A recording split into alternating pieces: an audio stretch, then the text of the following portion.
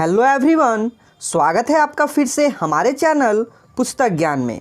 दोस्तों, आज के इस वीडियो में हम लोग देखने वाले हैं क्लास 8 के भारत की खोज का 5वां चैप्टर नई समस्याएं का पार्ट 3 का हिंदी समरी। फ्रेंड्स, आज हम लोग देखेंगे यांत्रिक उन्नति और रचनात्मक शक्ति में एशिया और यूरोप के बीच अंतर से आगे की समरी। तो चलिए देर ना करते हुए वीडियो को शुरू करते हैं। दोस्तों, अगर आपने इस चैप्टर का फर्स्ट पार्ट और सेकंड पार्ट नहीं देखा है तो उसका लिंक मैंने डिस्क्रिप्शन में दे रखा है, आप वहां से जाकर इस चैप्टर का फर्स्ट और सेकंड पार्ट को देख सकते हैं। तो चलिए आज के वीडियो की तरफ आगे बढ़ते हैं। अकबर की दिलचस्पी बहुत सी बातों में थी और यांत्रिक कलाओं के ज्ञान में भी वो परिपूर्ण था। अकबर अपने राजकाज के दौरान अपने ही कार्यों में व्यस्त रहा। संसार के दूसरे हिस्सों में क्या हो रहा है, क्या चल रहा है, उससे वो पूरी तरह से बेखबर था। अगर वो संसार के तरफ देखता तो शायद वो भी सामाजिक परिवर्तन की नींव रख देता। वो चाहता था कि भारत में सभी धर्मों को एक साथ लेकर राष्ट्रीय एकता कायम की जाए, परंतु अकबर के दौरान भारत में कुछ बुनियादी अंतर पैदा नहीं हो सका और भारत फिर से अपने पुराने गतिहीन स्थिति में आ गया। मुगल काल के दौरान जितनी भी इमारतें बनी सभी बहुत ही मजबूत थी। अनेक शहजादों के युद्ध के कारण भी इमारतें टूटी नहीं और अपनी जगह पर टिकी रही और सारे एशिया तथा यूरोप में आलीशान मुगल बादशाहों का यश फैल गया। मुगल काल के दौरान जितनी भी इमारतें बनी सभी अलग अलग शैलियों से उन सभी का निर्माण किया गया। ताजमहल भी मुगल कालों के दौरान ही निर्मित हुई और यह आज भी प्रेम की निशानी बनकर खड़ी है। भारत में उत्तर पश्चिम से जितने भी आक्रमणकारी और इस्लाम आए, इन सभी ने भारत पर बहुत ही गहरा प्रभाव डाला। चूँकि भारत में पहले से ही जात पात, ऊंच नीच, अछूत इत्यादि की परंपरा थी, जिससे सभी लोग बेचैन थे और इससे बाहर निकलना चाहते थे। इस्लामों के बीच भाईचारे और अपनापन को देखकर भारतीयों पर इसका गहरा प्रभाव पड़ा, जिसके कारण लोगों ने इस्लाम धर्म परिवर्तन करना शुरू कर दिया, यानी कि सभी लोग हिंदू से मुसलमान बनने लगे। ऊंची जाति के लोग कभी कभार अकेले धर्म परिवर्तन कर लेते थे, लेकिन निचले तबके के लोग अक्सर या तो एक पूरा परिवार ही या पूरा समाज तथा कभी कभी तो पूरा गांव ही अपना धर्म परिवर्तन कर लेता था। सभी लोगों का जीवन और कामकाज पहले के ही तरह चलते रहे, लेकिन उनके जो पूजा पाठ करने के तरीके थे और कुछ छोटी मोटी जो काम थे, इनमें अंतर देखा जाने लगा तथा इनमें कुछ बदलाव भी हुआ।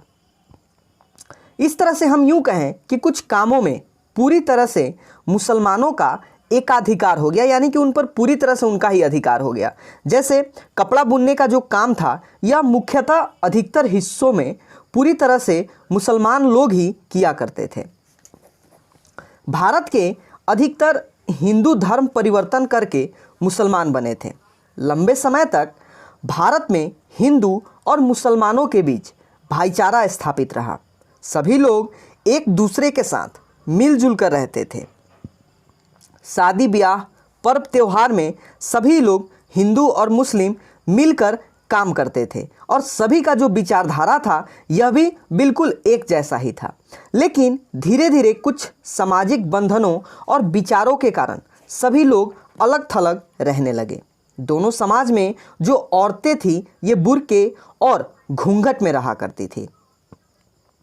गांव के बड़े हिस्से में अब भी हिंदू और मुस्लिम समाज साथ साथ रहा करती थी और वर्ण व्यवस्था से उनमें कोई भी बाधा जो था यह नहीं आता था। सभी एक दूसरे के त्योहारों में भी शामिल होते थे। मुगल काल के दौरान बहुत सारी हिंदुओं ने फारसी भाषा में पुस्तकें लिखी और मुसलमान विद्वानों ने भी संस्कृत पुस्तकों का अनुवाद हिंदी में किया। उस दौरान हिंदी के दो प्रसिद्ध कवि हुए मलिक मोहम्मद जायसी और अब्दुल रहीम खानखाना।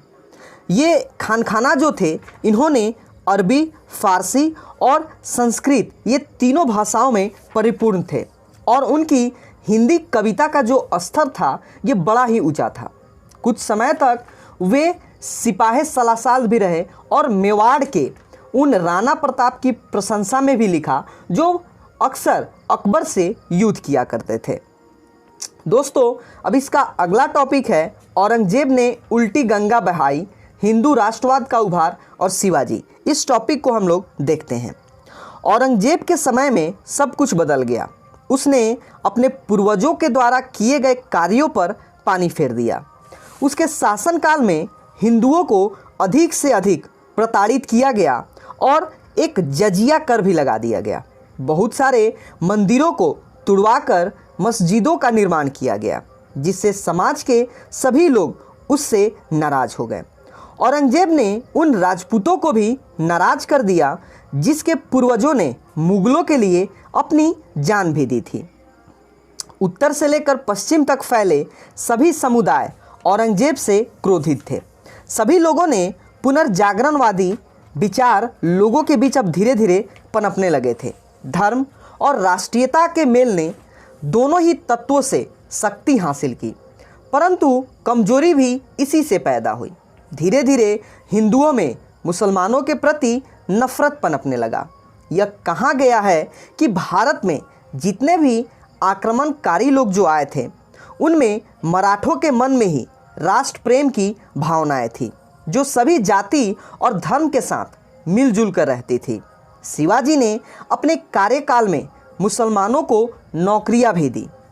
मुगल के चरमराने का कारण लोगों के आंतरिक विद्रोह ही थे, जिसे मुगल झेल नहीं पाया। उस समय जब चारों तरफ बगावत फैली थी, तब पश्चिम में मराठा जो शक्ति था ये धीरे धीरे विकसित कर रहा था और विकास कर रहा था। शिवाजी का जन्म 1627 ईस्वी में हुआ और वो पहाड़ी इलाकों के सख्तजान लोगों के आदर्श छापामार नेता थे। शिवाजी ने सूरत में अंग्रेज़ों की कोठियाँ और मुगलों के क्षेत्र पर चौथ कर लगाया था, यानी कि फोर्थ टैक्स। यानी कि यूँ कहा जाता है कि जितने भी जो भी पैदावार होती थी या जो भी हिस्सा होता था उसका 1/4 जो हिस्सा था ये जो भी मराठा लोग थे ये लोग टैक्स के रूप में वसूल कर लिया करते थे। 1680 ईस्वी में जब शिवाजी की मृत्यु हो गई, फिर भी जो मराठा शक्ति था यह विलुप्त नहीं हुआ, बल्कि यह बढ़ती गई और ये तब तक बढ़ी जब तक उसने भारत पर अपना पांव पूरी तरह से न जमा लिया।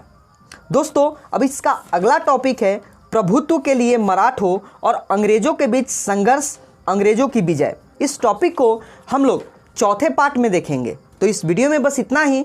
मिलते हैं अगले वीडियो में। तब तक हमारे चैनल पर बने रहिए और हमारे वीडियो को देखते रहिए। दोस्तों, अंत तक हमारे चैनल पर बने रहने के लिए आपका बहुत बहुत धन्यवाद। तो मिलते हैं दोस्तों अगले वीडियो में। तब तक अपना ध्यान रखिएगा।